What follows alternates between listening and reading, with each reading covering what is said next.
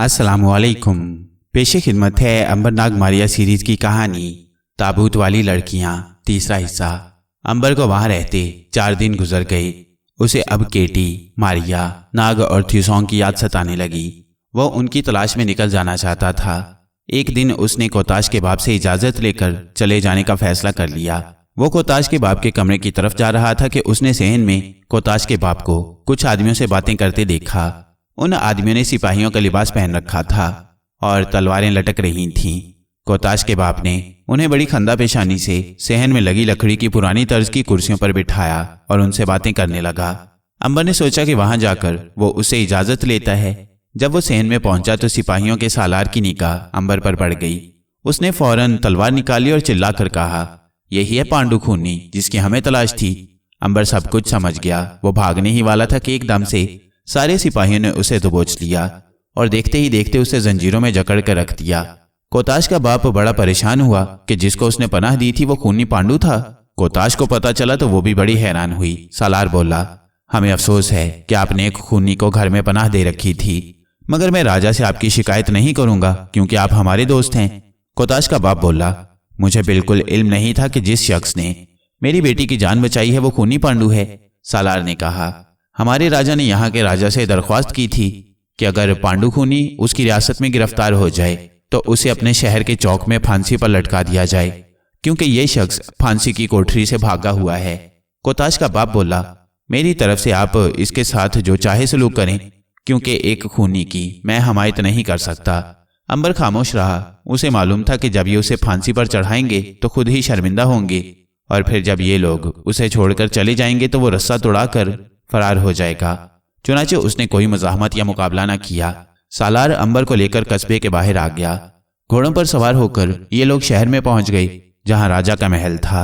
यहां राजा के हुक्म से शहर के चौक में फांसी गाड़ दी गई। लोग जमा हो गए। अंबर की गर्दन में जल्लाद ने फांसी डाल दी। सब दरबारी और दूसरे लोग इर्द गिर्द बैठ गए। सालार के हुक्म से जल्लाद ने हथी नीचे कर दी, जिसके साथ ही अंबर रस्सी के साथ लटक गया। वो जिंदा था मगर उसने ये जाहिर किया कि वो मर गया है। अदाकारी करते हुए थोड़ा सा तड़पा और फिर साकित हो गया।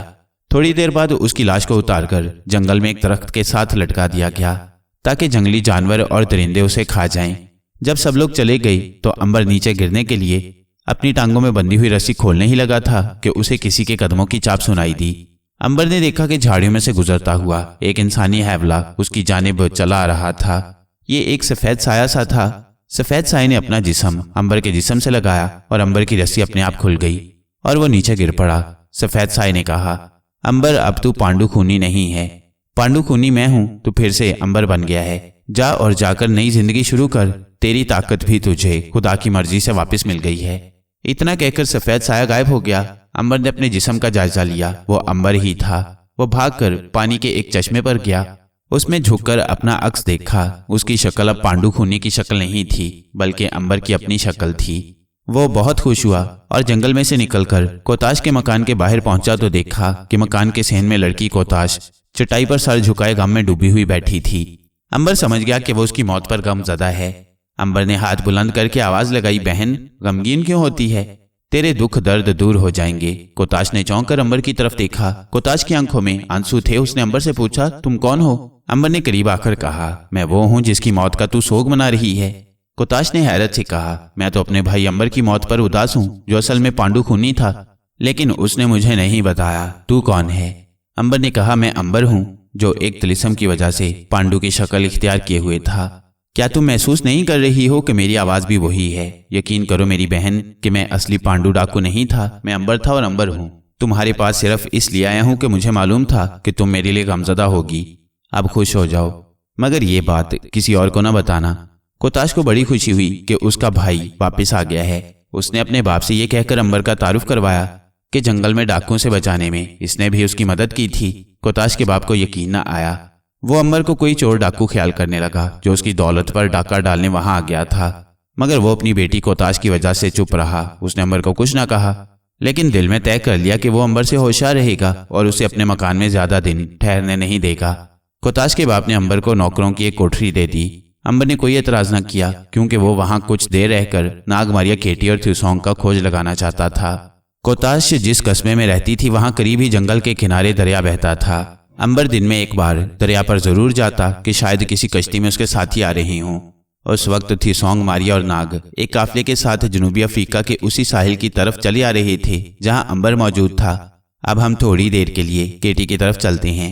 आपको याद होगा कि केटी जलपरी की शक्ल में समुद्र में चट्टानों के पास रह रही थी। उसे कुछ याद नहीं था कि वो केटी है और मंगला देवी के तिलिस्म से वो जलपरी की शक्ल में बदल गई है। एक रोज वो समुद्र से निकलकर चट्टान पर बैठी धूप ताप रही थी कि इत्तेफाक से एक बागवानी जहाज करीब से गुजरा। उस जहाज में मछलियों का एक सौदागर सवार था जो साहिल पर से ठेके पर मछलियां पकड़कर मंडी में लाता था। सौदागर उस वक्त जहाज के अर्शे पर मौजूद था। उसने चट्टान पर बैठी जलपरी को देखा तो खुशी से उछल पड़ा। इस जलपरी को पकड़कर वह बेपनाह दौलत कमा सकता था। उसने अपने आदमियों को हुक्म दिया कि जलपरी को पकड़ा जाए, मगर केटी ने भी उन्हें देख लिया था। जो ही आदमी कश्तियों में से उसकी तरफ बढ़े, केटी ने समुद्र में छलांग लगा दी और गायब हो गई। सौदागर हाथ मलता रह गया। वो तो जहाज को लेकर चला गया, मगर उसके आदमियों की वजह से आसपास के इलाकों में यह खबर फैल गई कि चट्टानों के पास समुद्र में एक जलपरी रहती है जिसका आधा धड़ औरत का और आधा धड़ मछली का है। शिकारी इस समुद्र की तरफ चल पड़े। कई शिकारी रात दिन वहां बैठे केटी के समुद्र से बाहर आने का इंतजार करते रहे, मगर वो बाहर ना आई। आहिस्ता आहिस्ता नाउमीद होकर सब चले गए, मगर एक शिकारी वहीं छुपकर बैठा रहा। उसने अपनी छोटी सी कश्ती चट्टानों के साथ पीछे करके बांध रखी थी और खुद एक चट्टान की खो में घात लगाकर बैठा था। उसके पास तीर कमान था। तीर के आगे एक ऐसा जहर लगा दिया गया था जिससे जलपरी फौरन बेहोश हो जाए। केटी ने जब महसूस किया कि अब मैदान खाली होगा और उसे धूप की भी जरूरत महसूस हुई तो वो पानी से बाहर निकलकर चट्टान पर आकर बैठ गई। धूप समुद्र में खिली हुई थी। जलपरी केटी के लंबे बाल खुले थे। वो बड़े मजे से बैठी गुनगुना रही थी और बालों को धूप में सुखा रही थी। दूसरी जानिब शिकारी ने भी उसे देख लिया था। उसके दिल की उम्मीद भर आई थी। वो तो इसी लम्हे का इंतजार कर रहा था। चुनाचे उसने सोचा कि वहीं से निशाना बांधकर तीर चला देना चाहिए, क्योंकि अगर वो चलकर जलपरी के पास जाता है तो हो सकता है कि पांव की आहट से वो समुद्र में गोता लगा जाए। चुनाचे शिकारी ने तीर को कमान में जोड़ा, केटी के निचले मछली वाले धड़ को निशाना बांधा और तीर चला दिया। सन की आवाज के साथ तीर गोली की रफ्तार के साथ कमान से निकलकर जलपरी केटी की दुम के पास आकर लगा। केटी ने समुद्र में छलांग लगा दी। शिकारी बड़े इत्मीनान से चट्टान पर बैठ गया। उसे यकीन था कि अब जलपरी उसे बचकर कहीं नहीं जा सकती। चुनाचे ऐसा ही हुआ। केटी बेहोश करने वाला तीर खाकर नीचे समुद्र की तरफ गई तो उस पर गशी तारी होने लगी और वह बेहोश होकर अपने आप समुद्र के बाहर आ गई। शिकारी ने जलपरी को बेहोशी की हालत में सतह पर उभरते देखा तो उसने उसे ऊपर खींच लिया और कश्ती में डालकर साहिल की तरफ चला गया। साहिल पर पहुंचकर उस कश्ती वाले ने केटी को जलपरी की शक्ल में जहाज वाले को फरोख्त कर दिया और उस जहाज वाले कप्तान ने केटी की नुमाइश के लिए उसके ऊपर टिकट लगा दिया। एक हफ्ते के अंदर अंदर उसने हजारों सोने के सिक्के कमा लिए। इस दौरान एक पुलिसदार सा आदमी भी टिकट लेकर जलपरी केटी को देखने जहाज पर आया। उसने लंबा कोट पहन रखा था। चेहरे पर लंबी दाढ़ी थी। आंखें उल्लू की आंखों की तरह जर्द और गोल गोल थी। उसने झुककर पानी के टब में जलपरी केटी को गौर से देखा। चेहरे पर एक अजीब सी मुस्कुराहट पैदा हुई और खामोशी से लंबे लंबे कदम उठाता जहाज से वापस चला गया। उस रात ऐसा हुआ कि जहाज पर खामोशी छाई थी। जहाज का कप्तान और मल्लाह सब सो रहे थे। केटी जलपरी भी पानी के टब में खामोश पड़ी थी। जहाज के बादवान लिपटे हुए थे। मस्तूल के साथ एक लालटेन जल रही थी। समुद्र की सतह भी खामोश और पुरसुकून थी। रात आधी गुजर चुकी थी। उस खामोशी और सन्नाटे में जहाज की दूसरी तरफ समुद्र की सतह पर कुछ बुलबुलें नमूदार होकर फट गए। इसके बाद अंधेरे में समुद्र की सतह पर 3 इंसानी सर उभरे। उनके सरों पर रुमाल बंधे थे। दांतों में खंजर पकड़े हुए थे।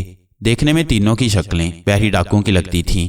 वो समुद्र के अंदर ही अंदर हाथ पांव चलाते हुए तैरते हुए जहाज के पैंदे के करीब आ गए। यहाँ जहाज के जंगले पर से एक रस्सी नीचे लटक रही थी।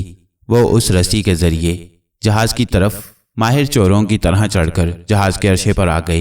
वो खासे फासले पर थे। अर्शे पर आते ही वो झुककर अंधेरे में उस तरफ चले जिधर पानी के टब में जलपरी केटी थी। उनमें से एक आदमी के कांधे पर बड़ा सा खाली थैला था। जो ही वो टब की तरफ बढ़े, एक मल्लाह की आंख खुल गई, लेकिन इससे पेशतर के वो आवाज निकालता। बहरी डाकू का खंजर उसके दिल में उतर चुका था। मल्लाह को मौत की नींद सुलाकर वो अर्शे के 24 फर्श पर मगरमच्छ की तरह रेंगते जलपरी के टब के पास आ गई। केटी जलपरी जाग रही थी। एक डाकू ने टब में छलांग लगा दी और जलपरी के मुंह पर इतनी तेजी से रुमाल बांध दिया कि जलपरी केटी कोई आवाज न निकाल सकी। उन्होंने जलपरी को रस्सी की मदद से टब से बाहर निकालकर थैले में बंद किया और उसी तरह रेंगते वापस उस जगह पहुंचे जहां अरशे के जंगले के साथ रस्सी लटक रही थी। उसी रस्सी की मदद से वो समुद्र में उतर गए और गोते लगाकर गायब हो गए। समुद्र के अंदर ही अंदर वो गोता लगाकर काफी दूर तक तैरते चले गए। फिर उन्होंने सर बाहर निकालकर सांस रोक लिया और दोबारा गोता लगा गए। इसी तरह 6-7 बार सांस लेने और गोता लगाकर तैरते रहने के बाद वो एक कश्ती के पास आ गए, जिस पर वो आदमी पहले से तैयार बैठा था, जो उसी रोज जलपरी को देखने आया था और जिसकी लंबी दाढ़ी और उल्लू जैसी जर्द आंखें थीं। उसने जलपरी का थैला कश्ती पर खींच लिया और फिर 3 डाकू मल्लाह भी कश्ती में आकर बैठ गए। उन्होंने तेजी से कश्ती के चप्पू चलाने शुरू कर दिए। देखते ही देखते ये कश्ती समुद्र के अंधेरे में गुम हो गई। 1 घंटे के बाद ये कश्ती एक खाड़ी में दाखिल हो गई, जिसका पानी एक पुराने वीरान महल की दीवार से टकराता हुआ दलदली जंगल की तरफ निकल गया था। पुरस्कार आदमी ने महल की जंग आलूद सीढ़ियों की तरफ इशारा किया। ये सीढ़ियां आधी समुद्री खाड़ी में डूबी हुई थीं। यहाँ गहरा अंधेरा था। डाकू मल्लाह कश्ती को लेकर वीरान महल की जंग आलूद सीढ़ियों के पास ले आए। पुरस्कार आदमी कश्ती से बाहर आ गया। डाकू मल्लाहों ने जलपरी केटी का थैला उठाया और सीढ़ियां चढ़कर पुरस्कार दाढ़ी वाले आदमी के पीछे पीछे चल पड़े। सीढ़ियां खत्म हुई तो आगे बोसीदा महल का दरवाजा आ गया, जो आधा खुला था। अंदर भी घुप अंधेरा था। डाकू मल्लाह वहां गए। पुरस्कार आदमी ने उन्हें उल्लू जैसी जर्द आंखों से देखा और कहा, अंदर ले चलो, तुम्हें माकूल इनाम मिलेगा। इनाम के लालच में तीनों मल्लाह केटी जलपरी का थैला उठाए महल में दाखिल हो गए। अब उनके सामने एक वीरान अंधेरा सहन था। सहन में एक जानिब झुके झुके छोटे कद के डरावने से दरख्त उगे हुए थे। उन दरख्तों के नीचे पुरानी कब्रें थीं। आगे एक और दरवाजा था। उस दरवाजे के बाहर एक ऐसे आदमी का बुत लगा था जिसका धड़ इंसान का और सर भेड़िए का था। उस दरवाजे के ताक में चिराग जल रहा था। तीनों मल्लाह यहाँ रुक गए। वह दरवाजे के अंदर जाते हिचकिचा रहे थे। पुरस्कार आदमी ने कहा, घबराते क्यों हो, मेरे साथ आओ, अंदर मेरा कमरा है, मैं तुम्हें सोने के 10-10 सिक्के दूंगा। मल्लाह कब्रिस्तान की पुरानी कब्रों के दरमियान से गुजरते दूसरे दरवाजे में दाखिल हो गए। आगे एक तारीक राहदारी थी। पुरस्कार आदमी ने लोहे की चिटकनी खोली तो अजीब सी आवाज पैदा हुई। मल्लाह वहीं रुक गए। वो डरे हुए थे। पुरस्कार आदमी ने दरवाजा खोलकर कहा, अंदर आकर जलपरी को रख दो, मैं तुम्हारा इनाम लाता हूँ। ये कहकर वो राहदारी में आगे चला गया। मल्लाहों ने कमरे में आकर देखा कि वहां पुराने जमाने के मैले कुचैले बोसीदा फटे पुराने सोफे और गोल मेज पड़ी थी। दीवारों का रंग भी स्याह था। आतिशदान में कोई आग नहीं थी। यहाँ बहुत सर्दी थी। उन्होंने केटी जलपरी को पानी के एक टब में डाल दिया। ये टब इसी के लिए पहले से रखा गया था। उन्होंने जलपरी के मुंह पर बंधा हुआ रुमाल खोल दिया। जलपरी ने मुंह से अजीब सी सीटी जैसी आवाज निकाली और पानी में डुबकी लगा गई। मल्लाह आपस में सरगोशियों में बातें करने लगे कि ये जगह बड़ी पुरस्कार है, हमें यहाँ ज्यादा देर नहीं ठहरना चाहिए। इतने में उल्लू की आंखों वाला पुरस्कार आदमी आ गया। उसके हाथ में एक ट्रे थी जिसमें 3 कॉफी की प्यालियां रखी थीं। कॉफी में से भाप निकल रही थी। उसने ट्रे मेज पर रखते हुए कहा, इस ठंडी या खरात में कॉफी तुम्हें गर्म कर देगी। वैसे भी तुम समुद्र में तैरते रहे हो, तुम कॉफी पियो, मैं तुम्हारा इनाम निकालता हूँ। पुरस्कार आदमी ने जेब से एक थैली निकालकर मेज पर उलट दी। उसमें कितने ही सोने के सिक्के थे। सिक्के देखकर मल्लाहों की बाछें खिल गईं। लालच ने उनकी अकल मार दी। गरम गरम कॉफी की खुशबू भी उन्हें अपनी तरफ बुला रही थी। पुरस्कार आदमी ने कहा, मेरा नाम गार्शन है, मैं जानवरों और परिंदों का डॉक्टर हूँ। ये महल मैंने जानवरों पर तजुर्बे करने के लिए किराए पर लिया हुआ है। ये लो, ये सारे सोने के सिक्के तुम्हारे हैं। हर मल्लाह के हिस्से में 50-50 सोने के सिक्के आए। ये उनके मुआवजे से 5 गुना ज्यादा रकम थी। पुरस्कार गार्शन मुस्कुरा रहा था। ये तुम्हारा इनाम भी है, कॉफी पियो और खुशी खुशी अपने अपने घरों को चले जाओ, मैं तुम्हारा शुक्रगुजार हूँ।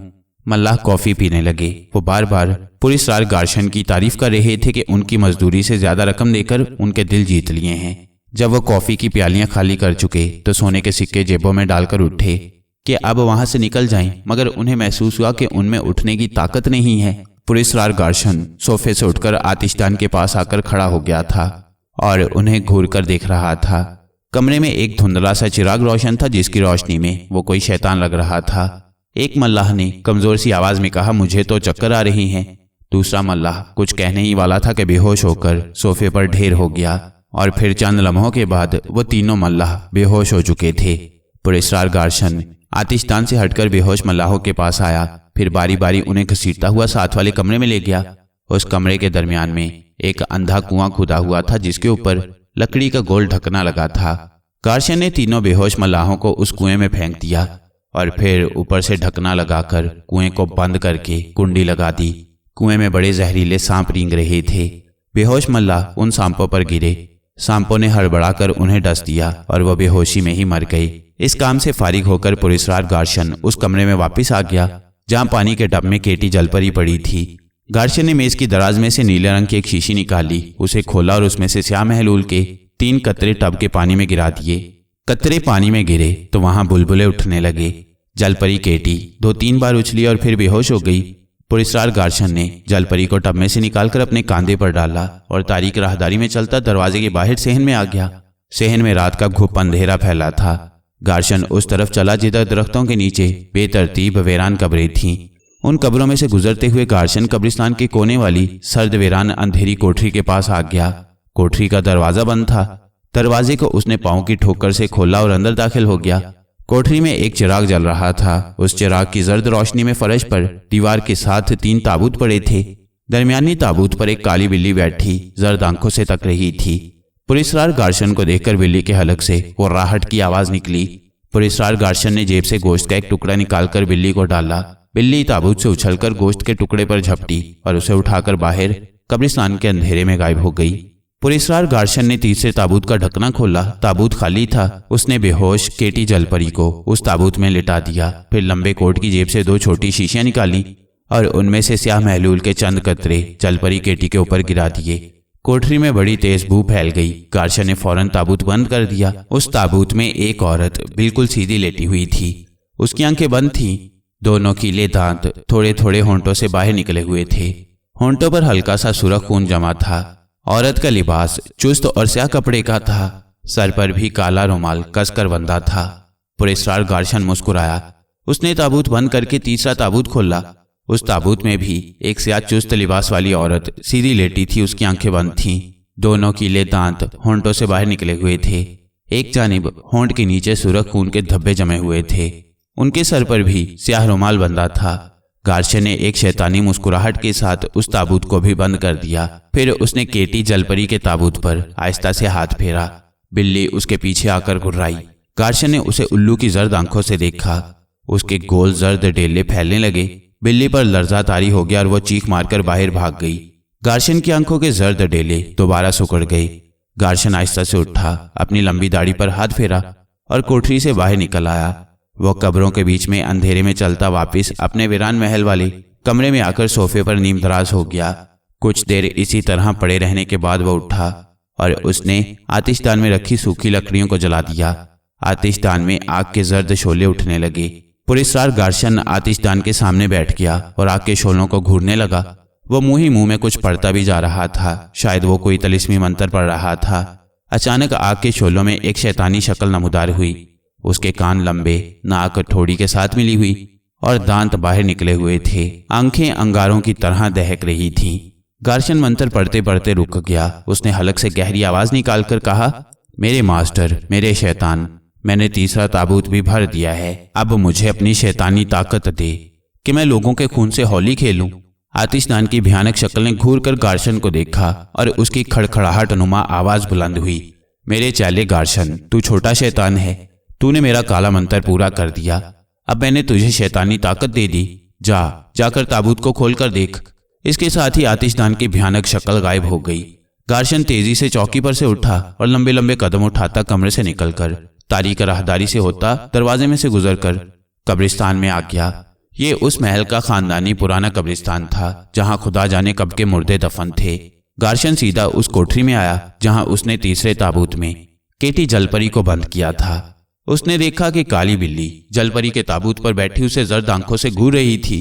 गार्शन ने उसे भगा दिया और ताबूत का ढकना खोला। ये देखकर उसके हलक से खुशी की शैतानी चीख निकल गई कि ताबूत के अंदर जलपरी की जगह केटी, यानी वही जलपरी वाली औरत, इस हालत में बिल्कुल सीधी लेटी थी कि उसके आधे मछली वाले धड़ की जगह इंसानी जिस्म ने ले ली थी। उसका सारा जिस्म स्याह चुस्त लिबास में था। सर पर भी दूसरी ताबूत वाली लड़कियों की तरह स्याह रुमाल बंधा था और केटी के भी 2 दांतों की नोकें होंठों से बाहर निकली हुई थी, मगर अभी तक उसके होंठों पर किसी इंसानी खून के निशान नहीं थे। गार्शन ने ताबूत बंद कर दिया। कोठरी से निकलकर तेज तेज चलता वापस अपने तारीक कमरे में आया और मेज की दराज में से एक शीशी निकाली और उसका महलूल पिया और सोफे पर लेट गया। उस महलूल का यह असर हुआ कि वो गहरी नींद में खो गया। सारी रात और दूसरा दिन वो इसी तरह गहरी नींद सोया रहा। दूसरी रात जब गहरी अंधेरी और सुनसान हो गई तो गार्शन की अपने आप आंख खुल गई। उसने उठते ही मेज की दराज एक बार फिर खोली, उसमें से एक दूसरी शीशी निकाली और उसमें जो महलूल भरा हुआ था उसके 2 कतरे जुबान पर डाले और उन्हें पी गया। फिर बोतल दराज में बंद की और सोफे पर सीधा होकर बैठ गया।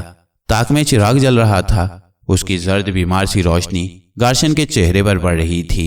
गार्शन के चेहरे पर बाल उगने शुरू हो गए थे। उसका चेहरा काले बालों से भर गया। ये बाल उसकी दाढ़ी के बालों में मिल गए। उसकी नाक, कान, माथे पर भी बाल ही बाल उग गए। इसके बाद उसके अगले 2 दांत लंबे होकर नोकीले हो गए। वो एक अजीब भयानक जानवर नजर आने लगा। उसकी आंखें जो पहले जर्द थीं अब सुर्ख हो गईं। उसके हलक में से गुर्राहट की हल्की हल्की आवाजें निकलने लगी थीं। एकदम से उसने एक ऊंची चीख के साथ हलक से आवाज निकाली और दरवाजे की तरफ मुंह करके सोफे पर बैठ गया, जैसे किसी का इंतजार कर रहा हो।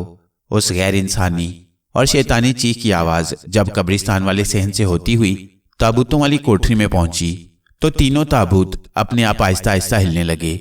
उनके अंदर लेटी केटी समेत तीनों शैतानी औरतों की आंखें एक झटके से खुल गईं।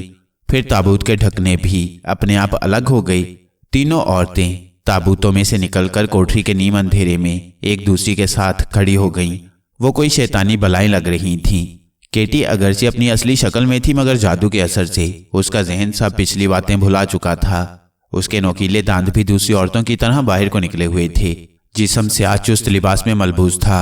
सर पर काला रुमाल बंधा था और आंखें सुर्ख हो रही थीं। उसमें और दूसरी 2 शैतानी औरतों में सिर्फ इतना ही फर्क था कि उसके होंठों पर खून के धब्बों के निशान थे, मगर केटी के होंठों पर ऐसा कोई निशान नहीं था। चुड़ैलों की तरह आहिस्ता आहिस्ता चलती हुई वो कोठरी से बाहर कब्रिस्तान में आ गईं। वो कब्रों के दरमियान चल रही थीं। अंधेरे में उनके स्याह लिबास वाले जिस्म नजर नहीं आ रहे थे, सिर्फ जर्द आंखें ही दिखाई दे रही थीं। शैतानी गार्शन भेड़िए की शक्ल में अपने कमरे के सोफे पर बैठा सुर्ख आंखों से बंद दरवाजे की तरफ घूर रहा था। उसके हलक से भेड़िए जैसे गुर्राहट की धीमी आवाज निकल रही थी। इतने में दरवाजा खुला और बारी बारी तीनों ताबूत वाली औरतें कमरे में दाखिल होकर आतिशदान के पास आकर खड़ी हो गईं। शैतान गार्शन की बाछें खिल गईं। उसके जानवरों जैसे होंठ हिलने लगे। वो सोफे पर से उठा और भेड़िए की तरह झुककर चलता ताबूत वाली औरतों के पास जाकर रुक गया।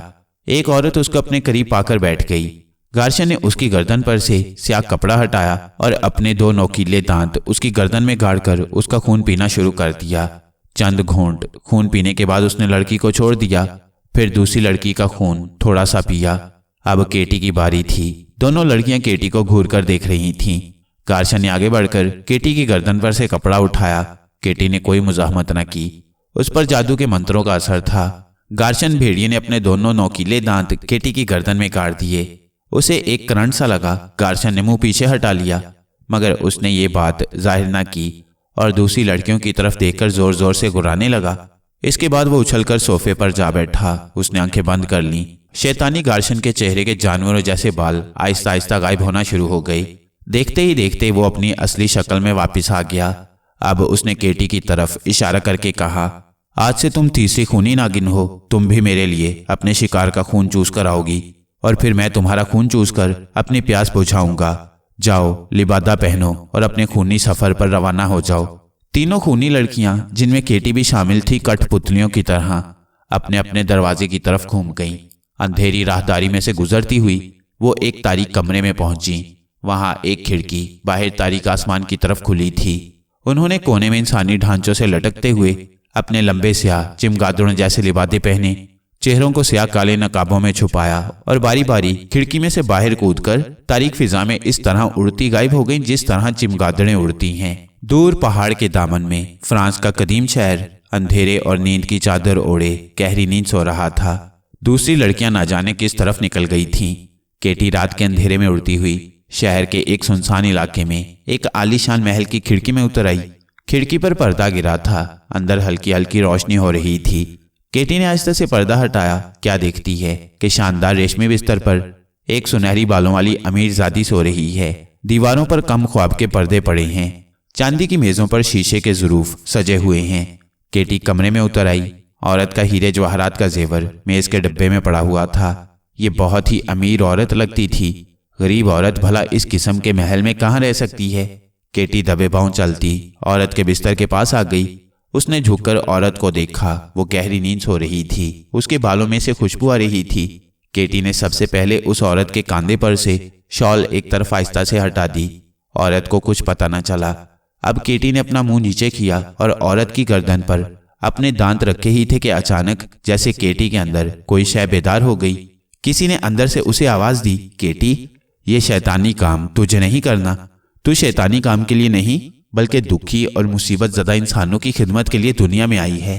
केटी एकदम पीछे हट गई, मगर फौरन ही आवाज गुम हो गई और केटी पर शैतानी तिलिस्म ने एक बार फिर हमला किया।